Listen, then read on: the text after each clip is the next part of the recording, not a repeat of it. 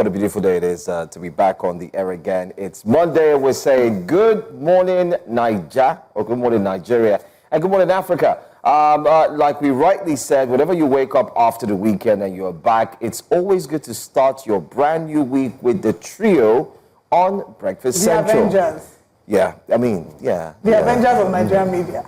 I want to believe so. What are you Avengers? I've always said that it's not Avengers, it's Avengers.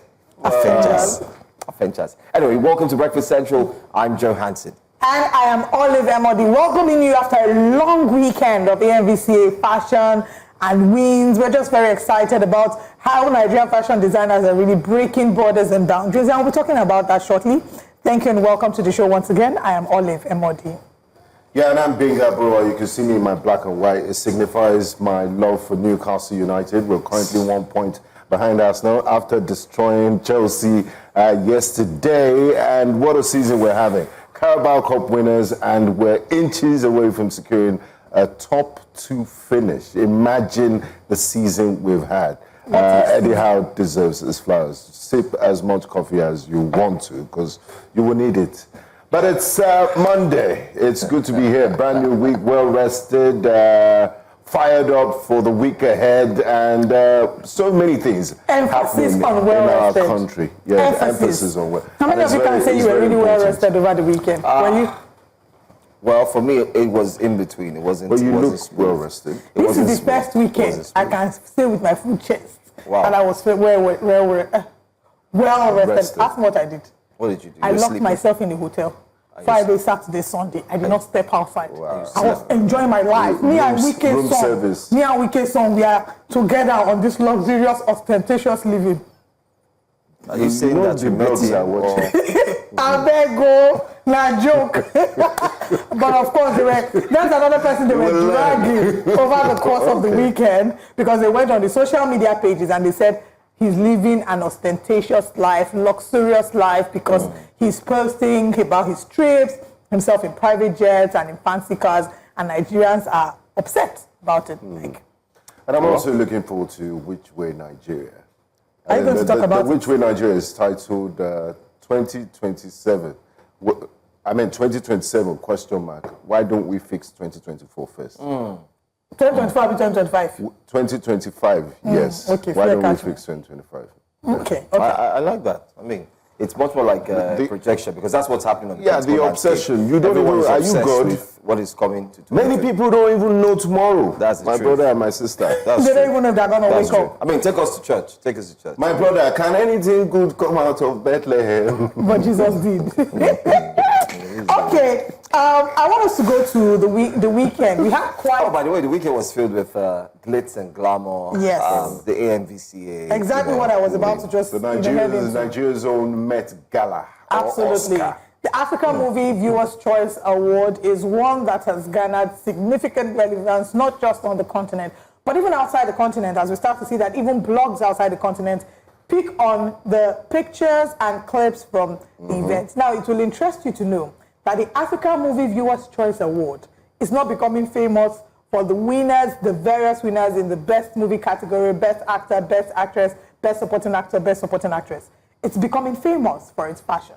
Now, it can be likened to the Met Gala. People would say Met Gala is not ready for Nigerian designers. And honestly, hats off to Nigerian designers. Every year, they're showing up, they're showing out, and to our celebrities as well, who constantly, it's a lot of work getting ready for these events. I mean, I don't do a lot of those kind of, I don't really attend some of these events, but the few times I have to attend or host certain events, I know how much it costs me to put together outfits, hair, makeup, pin. I didn't even see this one. I saw the outfit, but I didn't see the close-up. This is Met Gala experience. I'm telling you. And I like the fact that it's also colored in African, attire and storytelling. But then again, let's take a look at some of the top 5 images and pictures. Yeah, I mean, by the way, if you just joined us, this is still Breakfast Central. We start off our wake-up conversations with something light before we go into what is, deeper and the deeper conversations. But our top 5 outfits for AMVCA, I think this is number 5. Not looking very bad. I think this is beautiful. It's got a bit of One thing I could say about some of these outfits is you can't wear some of these outfits and absolutely you can't enter Danfo to do no, of course you can't. It will be squeezed up. This is Osasi Godaro. Her collaboration with Vicky James has brought this masterpiece. Wow, this is lovely. And I would say this is one of my best looks for the night. So if I were to grade my best looks for the night, Osas and Doyin will absolutely be this. Now, one interesting factor to note in this dress, you see the greens there? Yes, it looks like Mother Earth is an ode to Mother Nature, but that green was made from bath towels. So it was a bath towel that was used to make the green in those dresses. But away from Osas's dress, Doyin's dress is another absolutely delightful dress. Doyin was she's a reality star. She also has her own podcast. She looked like a tree. I hope they'll show it. I'm hoping that our producers have a picture to show. And what's this tree say? Even Osas had some tree. Yeah, so it's like an ode to Mother Nature, you know, giving credit and credence to the earth. Reminds me of I Am Groot. Reminds me of I Am Groot. So I Am Groot, right? I Am Groot. You know, for me, in terms of my best outfits, I would say Doyin's outfit, Osas's outfit, Jemima Osunde, very simple, subtle. I really liked it. In terms of my most interesting... Yes. Saga Adeolu. I really liked Saga Adeolu's blue suit. It was really nice. I like the detailing around his neck. Joe seems to think otherwise. Joe looks better now than that person. I mean, look at it. This is brilliant. This is beautiful artwork. It's giving edgy. This is for the red carpet, you know, and I think that this is a statement piece. For you have to realize that for an AMVCA appearance, it's not your regular. Anyway, it's not your regular suit. You know, I'm happy. God, okay, what do you think about this? No. Ladies and gentlemen, I present to you ChatGPT on ground. Autobox. ChatGPT is around. It's an education to details for oh my God. Our honorable is the big elephant in the room. This outfit is unbecoming of an honorable member of the Lagos State House. Who told you? He wants to step out with a fashion statement. This is cross-dressing now. Who told you it's cross-dressing? Why is it cross-dressing? It's actually Nigerian. No, he's making a fashion statement. It's a mixture. It's part he's making a fashion statement. You will never catch Joe and I wearing such. Are you catch him wearing this outside? Is this not outside? No, I mean outside, like regular, just walk around. No, but still, I mean, come on. But it's a mixture. It has the Nigerian culture in it. I think it's a fashion statement. And then it mixes it with the Western culture. An interesting one, but a fashion statement. Wear this? If you wear a singlet and a beads, it would be different. You know, if you wore a singlet and a beads, you would rightly tell that it's a traditional outfit. But because he had the mixture of the Western culture, wore a suit on it, did he do BBL? And so on. Gbenga, look at that angle. I'm not with you, please. Okay. No, but away from this, I think another very interesting outfit that we saw that night was Papaya's outfit. I don't know if we have hers. Papaya had bananas all over herself, and it was very interesting. She held what looked like a banana, and then she had bananas all over her body. I don't say if she made the mistake of going to Lekki Conservation Center, she will see what a terrible mistake that because the monkeys will come for her. Those monkeys are ruthless. So have you seen them? That's why I said she made a mistake. They come down, they pick it up from here. The mistake of going there to do her shoot. Very, very stubborn. That would be a terrible thing. But yeah, these are some of the most interesting looks from tonight. From the night. I mean, beautiful pictures. But I don't understand what the Transformers was doing there. It's ChatGPT. Yeah. I mean, it's just trying to be different. It's Transformers. It's typical Pretty Mike. He loves the attention. So. Oh, he does. I'm surprised that he didn't come in with like mini robots. But who made this outfit? And is it? I mean, this is first of all, to put this together is fantastic. I must say, because I can tell the details. I mean, there's a picture of it that shows the back. You could tell that the putting it on alone would be a lot of work. But I can tell you that if he could wear this, it means Nigerians could start doing a movie, an Autobox, or a robot-like movie now. Because if you have someone who could wear a costume this way, just to attend an event, after the pictures, of course, he pulled it off. How did he sit down? No, he took it off after the award. Come on. And how does it go to the bathroom? I had to go and check. I thought it was a Tony Lawani outfit, because Tony Lawani is someone who we know to have dramatic outfits, but it was done by a certain Prince Innovations. Prince Okwefuna. What's he saying, by the way? Maybe we should listen to what he said. I don't tell them that more than 30 minutes in one piece. I don't know this thing that we're calling technology, but even this is a fashion. But with no plan, the part where I think now for me to be able to take a make and come up all this thing, is this what we go through? It's, you know, it's benefits. I want to comment this thing. It's not coming out. I'll see you guys in 30 minutes. Look, I see like this. Okay, so Oh my God. But this struggle is a struggle a lot of us have when we do corset and we are doing snatch dresses. It's good. People should experience it because we are not able to go to the bathroom as well. All of us go suffer. But jokes apart, as interesting as I found that outfit, as much as we made a joke about it and called it ChatGPT, I feel like if we had to give certain awards in certain categories to maybe tech meets fashion or tech meets art, right? Pretty Mike would have won that in the sense that he actually does look like a robot or ChatGPT or no, I wouldn't say ChatGPT. I would say Transformer, because that's a Transformer. No, so what's the name of this? That's what's the name of that movie where they turned into cars? Transformers. No, it's not Transformers. Is this? It's Transformers. Optimus Prime. Optimus Prime. I'm a big fan. I'm a huge fan. Someone said he's Optimus not in his prime. But that was Ken Udozi, I believe. But yeah, I think him and Nana Ekwa's outfit as well. She had like an AI outfit. The outfit was rotating and changing colors. It wasn't my most exciting outfit of her because every year Nana Ekwa always makes a statement. So, but it was very interesting. Do they get any awards for best dressed? Yeah, yes, they typically do. I'm not sure who got award for best dressed at this one. I don't know if there was that category, but typically they do best dressed male, best dressed female. They even did it the night before when they did the cultural night. But anyway, away from the fashion, I think that is also important that we mention the people that won the awards for the night. So the best movie we have here, Freedom Way, was the winner of best movie. Congratulations to Freedom Way. Best makeup, Lisa B, the uprising winner. That's the movie by Lateef Adedimeji. We also have Seven Doors. Again, Adedimeji Lateef won Best Indigenous Language West Africa. Best cinematography, we had The Legend of the Vagabond, Queen of Lagos. Filmmaker Leo Perman won this category. Best documentary, My Dundun, Ife Oluwa was the winner of that. Best digital content creator, Iyo Prosper Adokiye was the winner. Interestingly, when his category was called, he was not around. And everybody was like, where were you when your category was called? Really talented young man. Best short film, Brukachi was the winner. Best unscripted Mnet original, Nigerian Idol Season 9, Kasim Suleiman was the winner of that. Best scripted Mnet original, My Fairy Tale Wedding was the winner of that. Best music score, Seven Doors. Best supporting actress, Mercy Aigbe, Farmer's Bride. Best supporting actor, Gabriel Afolayan, Inside Life. Trailblazer Award, I thought was another interesting category. Because usually for Trailblazer Award, we always see actors or actresses. This is the first time we saw someone behind the scenes, a filmmaker, Kayode Kasum, who I've worked with. I think he's a phenomenal filmmaker. He's a director, and he's been putting in the work for years. So congratulations to Kayode Kasum. Industry Merit Award, so deserving. Nkemowo or Sophia, all of us grew up watching Nkemowo. He has paid his dues over the years and continues to do so. So congratulations to him for that.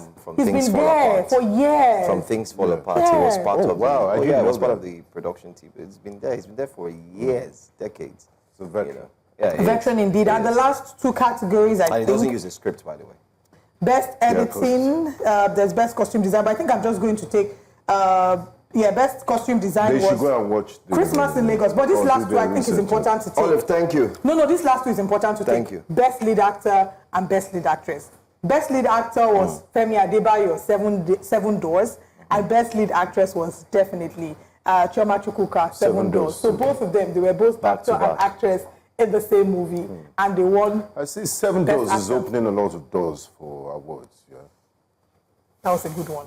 You know, because of that, I decided that this week, I hadn't seen Seven Doors, unfortunately, but I'm going to see it. I know it's a series.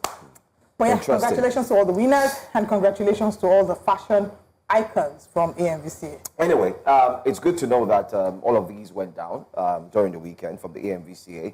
But away from that, let's focus on our second story on Wake Up Conversations.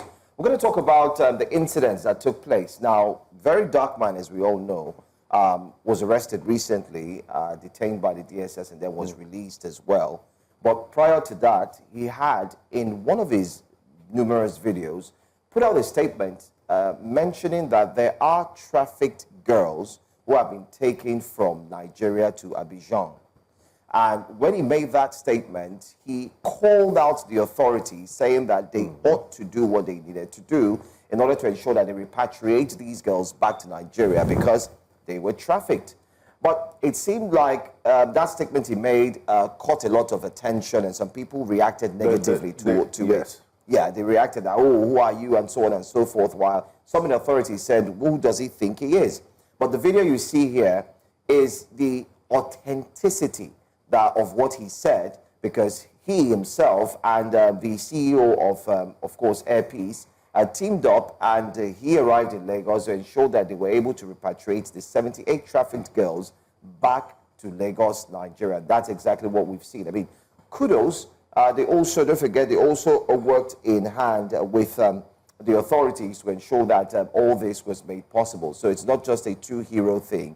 Of course, you had, what's that? So by two heroes, you mean NAPTIP. VDM? Also VDM, Alan Onyema, and of course NAPTIP. He's always there for us. Always there. Yeah, who eventually decided to join forces and say, you know what, we need to repatriate these girls back to Nigeria. For me, this calls for the need, this calls for active journalism, one. This also calls for Nigerians to pay more than the usual attention to what they usually do. And I'm talking about the bodies that are, saddled with the responsibility to ensure that everyone is responsible, everyone is taken care of. And I think blowing the whistle is not just enough, and that's why they've taken the action, and that's exactly what we've seen today. So kudos to VDM, kudos to Air Peace's CEO Alan Onyema, and of course to NAPTIP as well, for heeding to the call and joining forces to ensure that they repatriate and bring these girls back to Nigeria. I mean, take a look at them.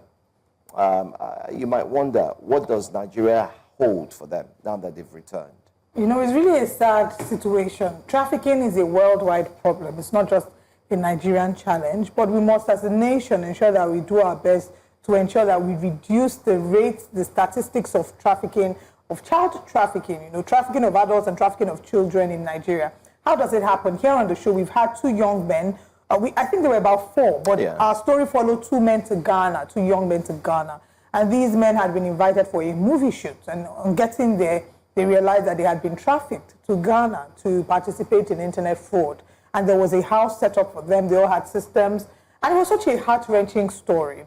Again, what this shows is how a number of these young people, rather than face their education, feel the burden of bearing financial responsibilities. And as such, they're looking for jobs. In the course of looking for jobs, when you're desperate, you're vulnerable, unkind individuals and suspicious and malicious, wicked individuals will capitalize on this and present to them what look like opportunities of a lifetime. And then these ones will accept these opportunities. And before you know it, they're trapped somewhere in a country, their passports seized, they've been made to take an oath, they're not being fed properly, they're being punished, and they're threatened with voodoo and black magic, which is what happened with those two young men in Ghana. They were threatened and told that if they step out or they do anything, they will die. It's very sad. What I can deduce from this is multiple system failure. Number one, it starts from the family. I remember growing up, Frank Olise, before he starts Newsline, he will say it's 9 o'clock. Do you know where your children are? Yeah. So parents, the first line of responsibility starts with the family. And then Zuma was on, I happened to be on the set of A Place at the Table recently, and she had an advocacy on child trafficking. She recently visited Egypt, and she said she saw about 50 group of young Nigerians who were without guardians. And I'm wondering, how did they get there in the first place? And once they landed in Egypt, their praise. A white woman came and said, oh, are you here for domestic work and all of that? Just trying to recruit them on the spot. And it raises a lot of issues. How do they go through the airports? There was immigration. There's meant to be a NAPTIP desk on every exit point in Nigeria. Absolutely. If you see a group of young people, you ask them, even adults, don't they ask you questions? Yeah. Let alone, it's a big red flag to see a group of young people traveling unaccompanied. Then you know there's something wrong. But according to the grapevine, monies might have exchanged hands. They know who's on duty. Exactly, to look the other way. So it's sad that VDM and Mr. Alan Onyema had to do this. And it's a recurring theme. So we need to really deal with it decisively. We know these problems are there. The problem is people that are taking bribes, people that basically not doing their jobs.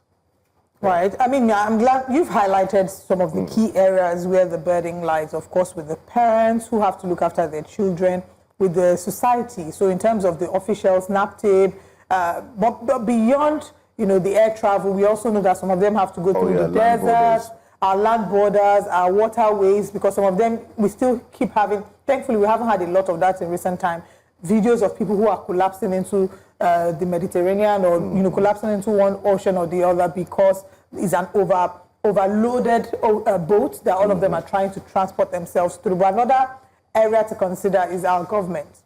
If our country was as viable as it should, if our economy was as viable as it should, people will not feel the need to leave, to look for better green pasture.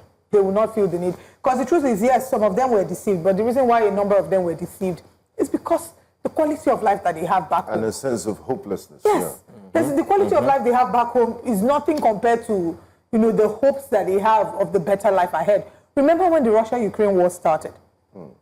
There were calls then for some Nigerians to come back. People were saying they will not come back. They would rather stay there than come back home because what are they coming back home to meet? Some of them would rather stay in these unsafe situations and conditions instead of coming back home because for them, they have a better life there. There are certain basics that they can afford, which is much better for them than coming back to the quality of life that they have here. So again, if we fix the quality of life that we have here, we'll not see a number of them trying to escape. And people like Kemi Badenoch will not be making videos and threatening that they will, threatening that they will deport people back to their country. Yeah. Let's build our country. Our country we need a is a home, not a hotel. On that. We need a whole breakfast central, 3 hours to analyze our issue. No, I don't think so. You know why? Because I think we're giving her too much attention. I think that at this point, it seems like she might start to revel revel in the attention, and we don't really care. It's just, again, revealing of the fact that when people climb up, they want to pull down the ladder for others, and immigrants stopping the road for other immigrants is how people will she'll tell you that she has the right to protect her country. She had become a citizen way back before. She will tell you she was a citizen before, the immigration processes and all the challenges started happening and so on and so forth. But that's Kemi Badenoch's story. By the way, anyway, another story that, went down this weekend is the fact that, by the way, the PDP had a meeting yesterday night. Oh, and Mr. Wike was there. Yes, and Wike stormed into the meeting, and there were footages of him walking in, and people were shouting, hey, you did have different governors from PDP all gathered yesterday evening, and some are starting to wonder, is it going to be some form of a convergence where you now have the PDP emerging stronger to fight against the APC? These are conversations that... I don't think that's now. We don't think that this is that meeting. Maybe he went there to review trade secrets. We doesn't look like that. We don't know. But talking about the PDP, the governor, who has been, the duly elected governor, who is now the embattled governor of Rivers State. Suspended governor. So I wouldn't also want to use that word, suspended. Yes, suspended. Okay, maybe we would say suspended elected governor. Yes. Yes, maybe we add elected what is to the middle. because it's just... Terms and conditions. Suspended due to state of emergency. State of the emergency. Governor of Rivers State. Let's just call the governor of Rivers State. Anyway, he's come out. He was in service yesterday, and he talked about how healthy he looks now, and he also made a shocking revelation that people should look at him. Do they think that he really wants to go back? This statement of his has led to a lot of conversations. But let's leave you to watch and listen carefully to what Governor Sim Fubara had to say while he was on the podium in service yesterday. Have you asked yourself, do you think I'm even interested in going back? I want to ask you, don't you see how better I look? Do you think I'm interested in it? If I have my way, I say it's here. It's an order of God. I don't wish going back there. My spirit has left that place long ago.